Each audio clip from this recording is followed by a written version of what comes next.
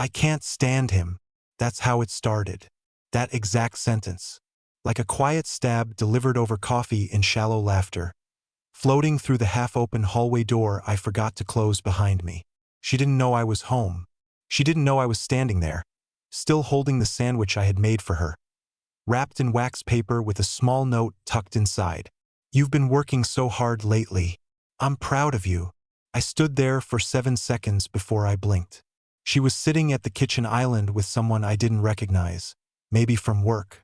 He wore the kind of watch you don't buy on impulse. His fingers rested too casually on the edge of her coffee mug. She didn't pull away.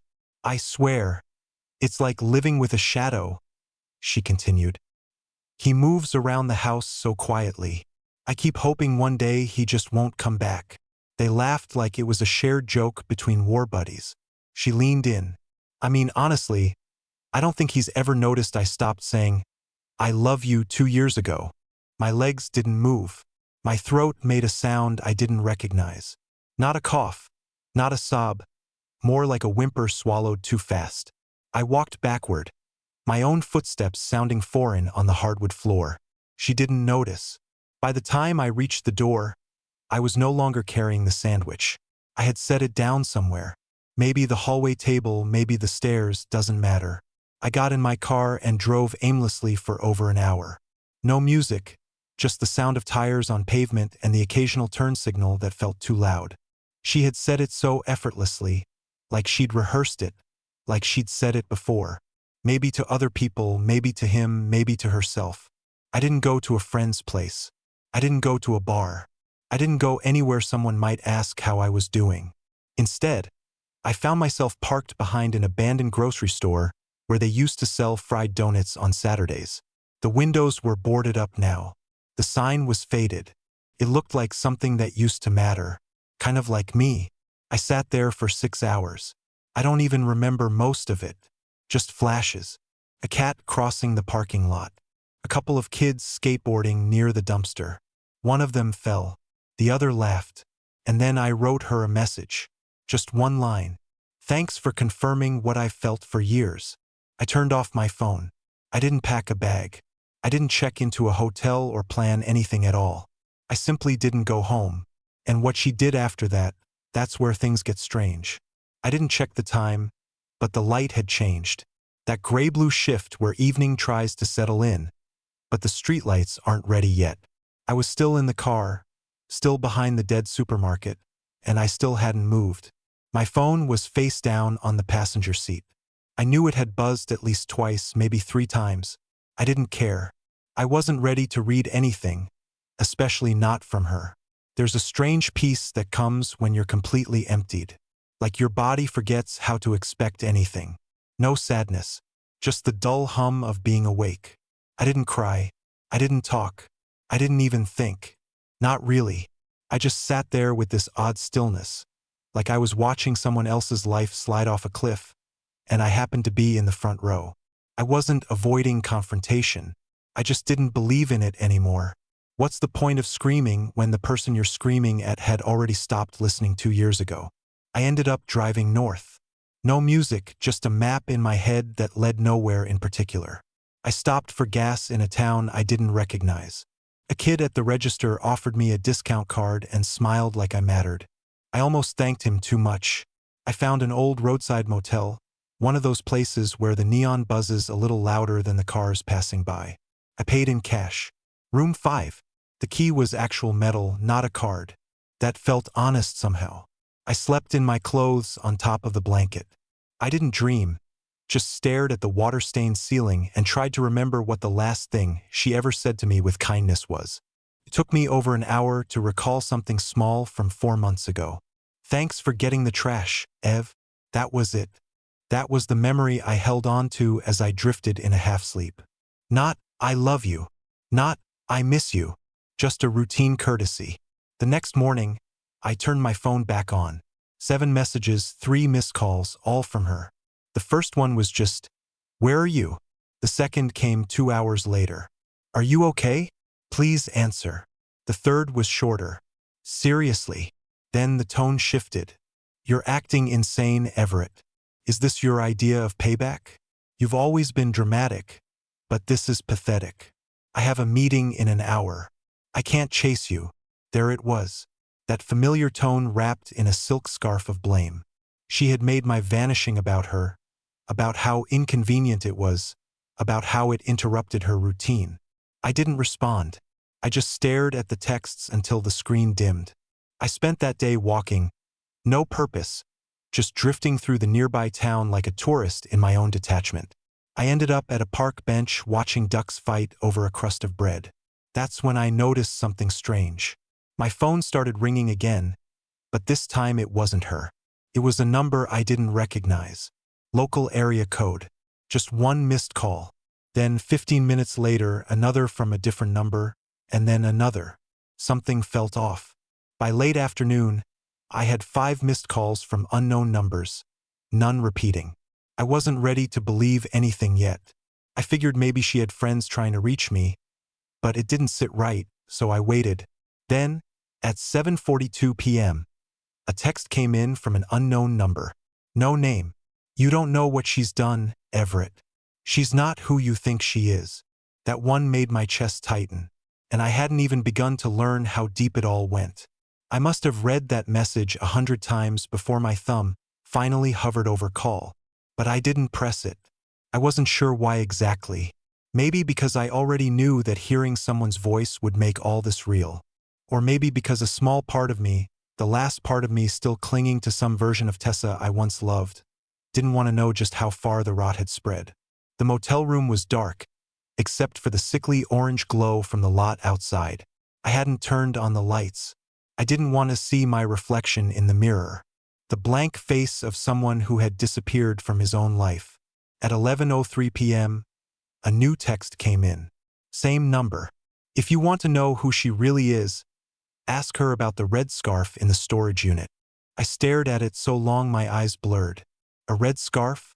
A storage unit? That hit something. A faint memory I didn't even know was still there.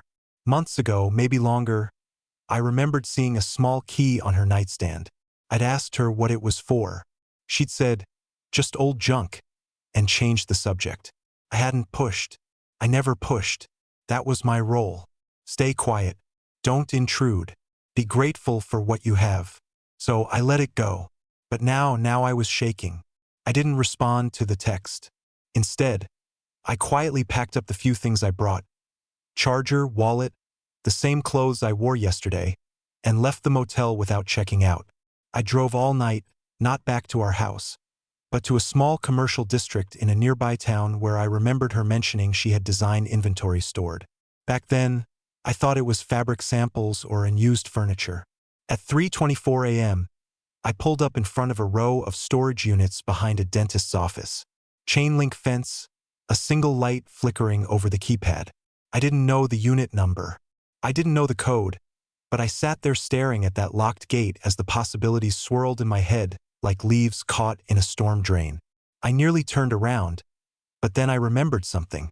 She had given me a tax document 2 years ago to sign, a shared receipt from Eversecure Storage with her name on the lease and my initials listed as a backup contact. I pulled it up in my email. There it was, Unit 108. That cold little number blinked at me like an open secret. I got out and approached the keypad. I tried her birthday. Denied. I tried our anniversary. Denied. Then, on a whim, I typed 1212, her lucky number, the one she used for everything from luggage codes to restaurant reservations. The gate clicked open. My palms were wet. Unit 108 was near the back, tucked into a corner. It looked like every other metal door in the row. I stared at it for a long moment, then reached out and pulled the handle. It opened. She hadn't even locked it. Inside, it was quiet, the kind of quiet that hums in your ears. There were shelves lined with boxes, some marked project files, others completely blank, and in the middle, half covered with a plastic sheet, sat a full-length mannequin. Draped over its shoulders was a red silk scarf. I stepped closer. The scarf was elegant, expensive, perfumed, not her usual taste. And then I saw the tag. It wasn't a designer brand. It was from a small boutique in Vermont, one I remembered because I had taken her there during our 5th anniversary weekend. She had told me she hated the style. So why was it here? That's when I noticed something else. Taped behind the mannequin's neck was a photograph. Small, bent at the corners. My hand shook as I peeled it free. In the photo, Tessa was smiling, standing in a hotel room wearing the same scarf. But she wasn't alone. A man's hand was wrapped tightly around her waist, half visible but unmistakably intimate. His watch, thick band, dark leather, was the same one I saw on the man in our kitchen. And next to them on the bed, just barely visible, was my notebook, the one I kept for sketches, the one I thought I lost a year ago. My vision tunneled. It was like every neuron in my head began firing in slow motion.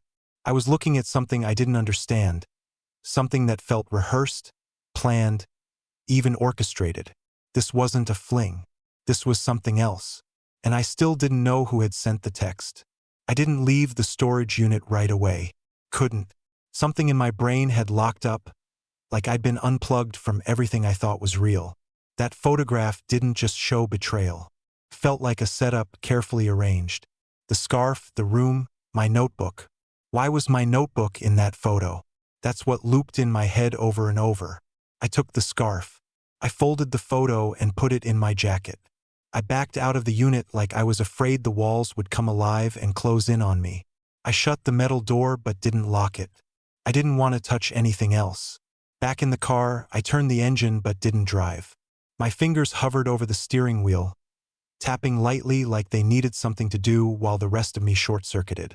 I stared into the dark lot, then finally checked my phone. Another text, same number. Now you're starting to see it. She's not just lying to you. She's been using you. Watch your mail. That was it. No name, no context. Just enough to make my stomach twist into a tight, cold knot. I didn't sleep that night. I drove aimlessly until dawn.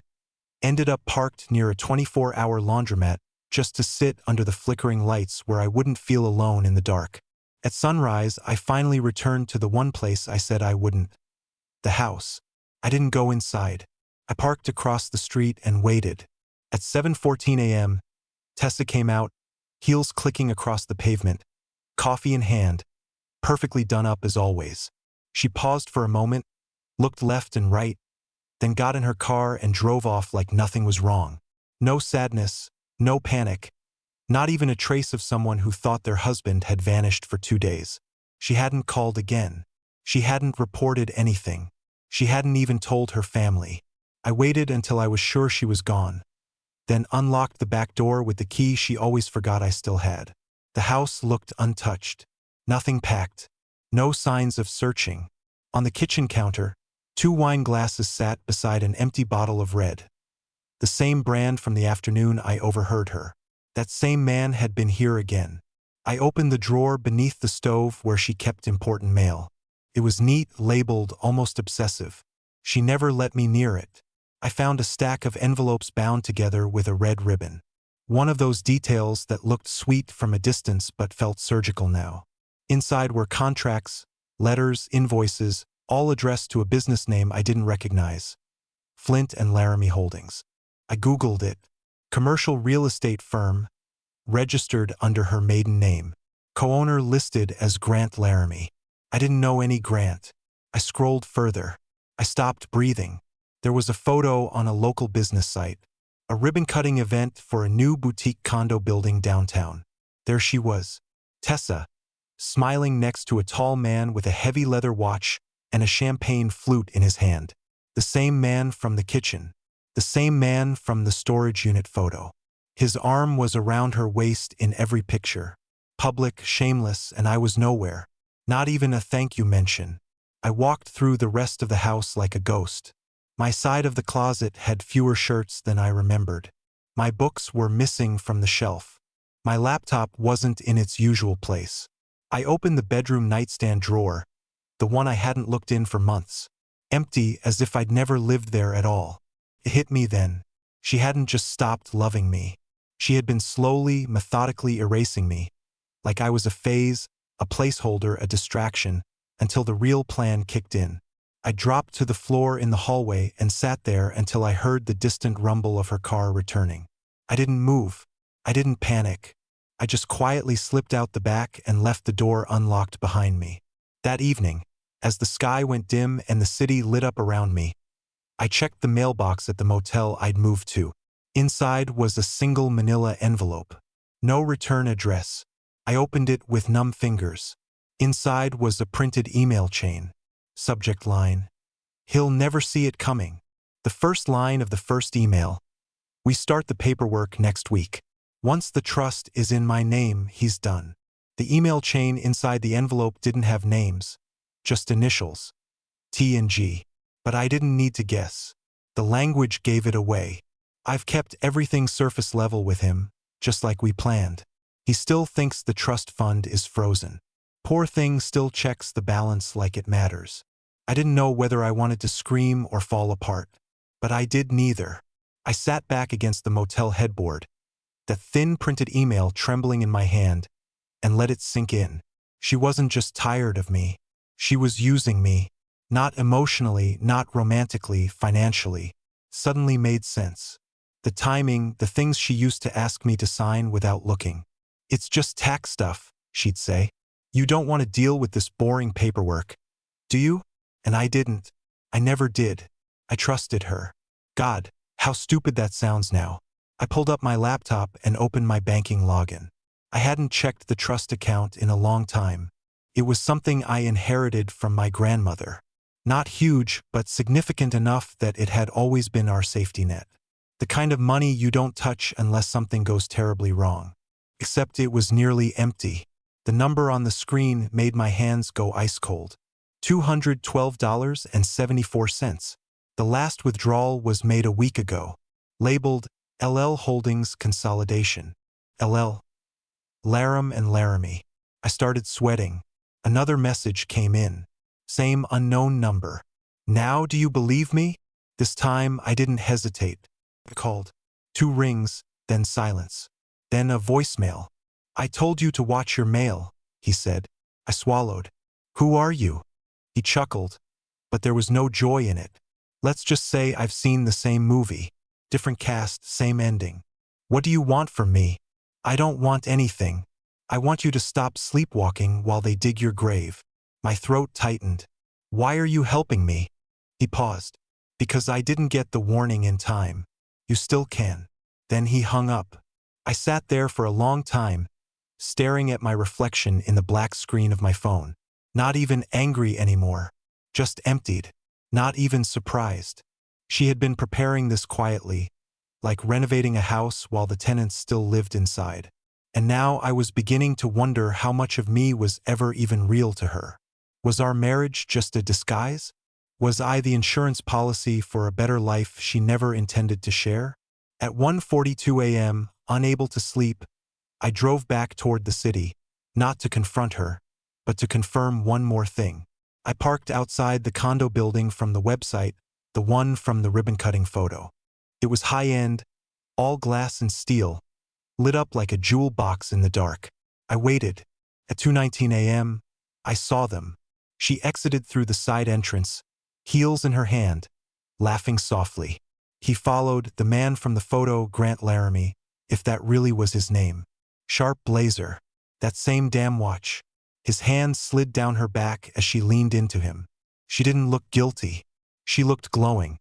Like she had finally stepped into the life she wanted and left the old one folded and discarded like a laundry receipt in her pocket. She didn't know I was watching. She didn't know I saw everything. And even if she had, I doubt she would have cared. I could have called her name. I could have walked right up and asked her how long she had been planning to erase me. But I didn't. Instead, I turned away and did something I never thought I would do. I went to the courthouse, and I filed for access to every document she'd ever made me sign. Power of attorney, trust accounts, property titles. The clerk raised her eyebrows and asked, "You're just now looking into this?" I nodded like a man waking up in someone else's body. And then she handed me the file. What I found inside made my skin crawl. One of the deeds, signed 6 months ago, had transferred ownership of our shared condo. Not to her, but to her new company, signed by her and co-signed by me. Except I never signed it. Not that one, not ever. And the signature, it looked close. Too close. The signature on the deed wasn't mine. I knew that the second I saw it. It mimicked my pen pressure, curved my are just enough to fool someone unfamiliar, but not me.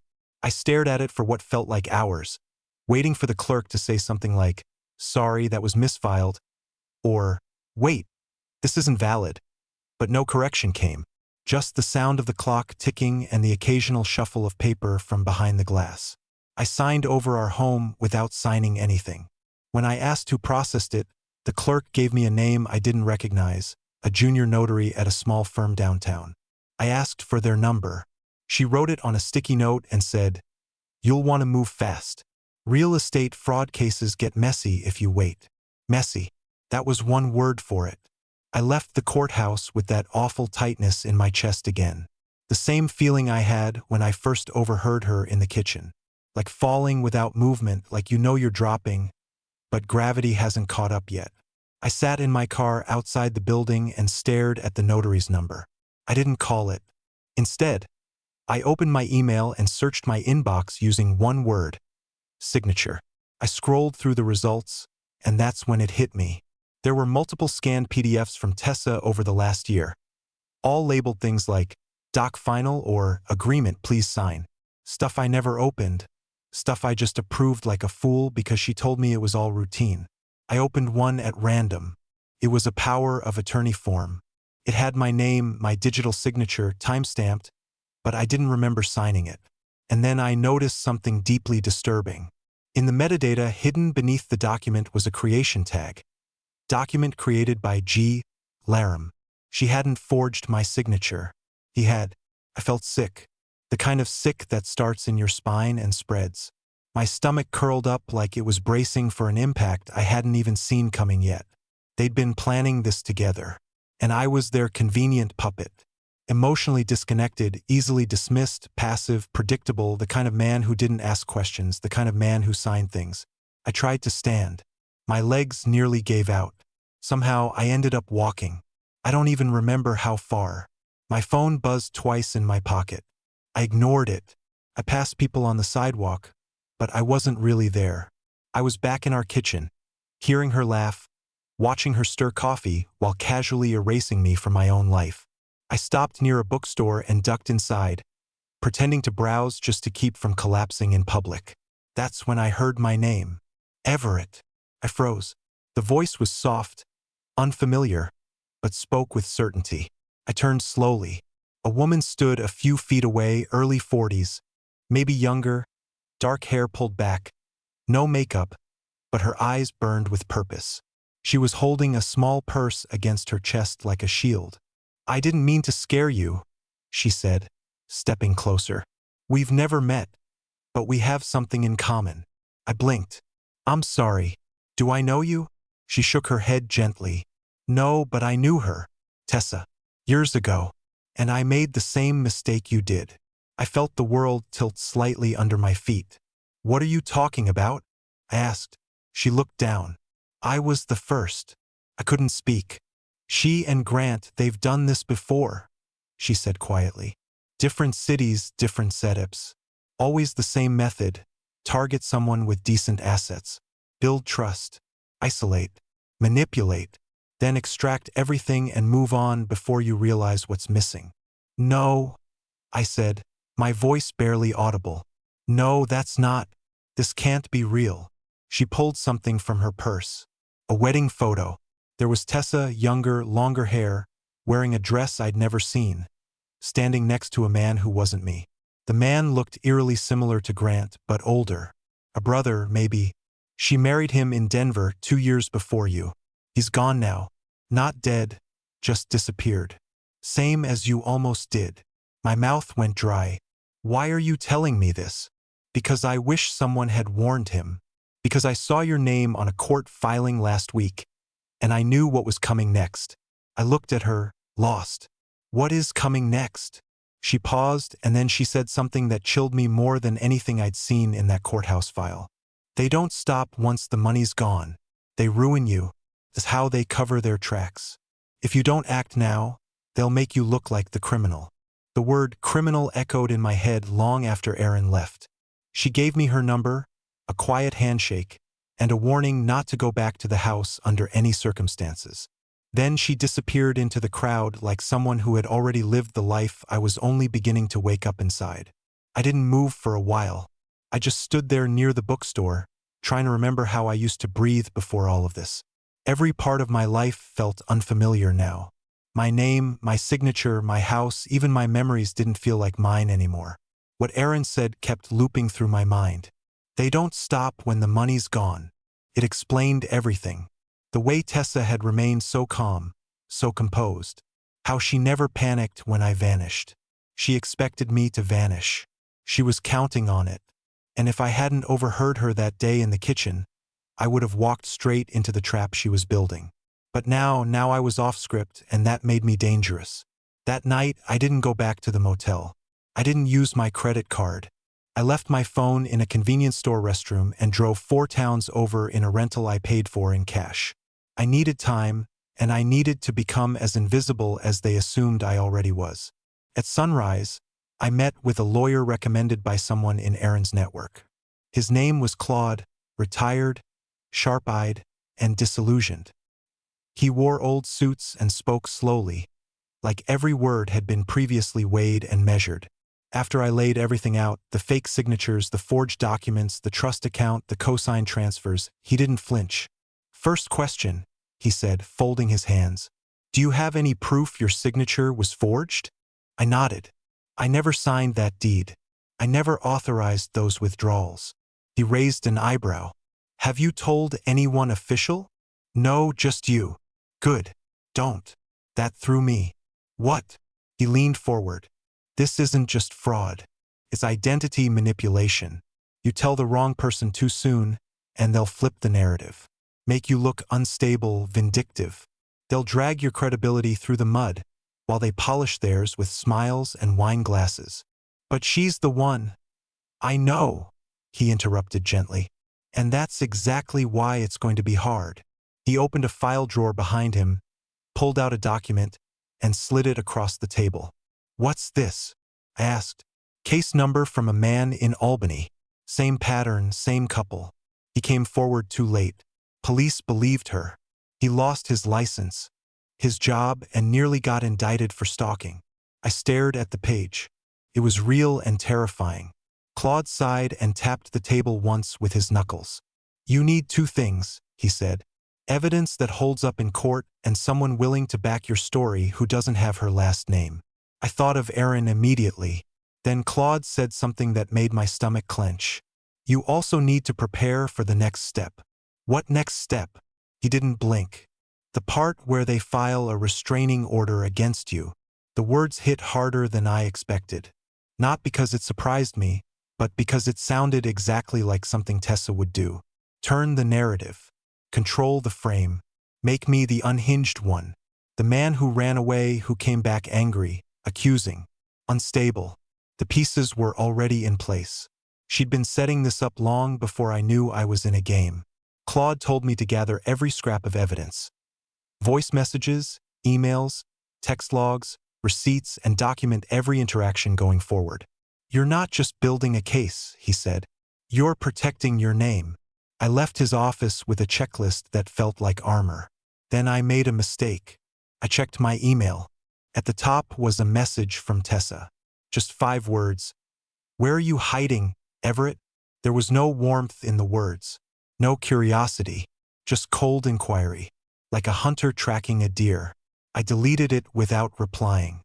The next morning, I found something under the door at my motel. A plain white envelope. Inside, a printed notice from her lawyer. Emergency petition for a protection order.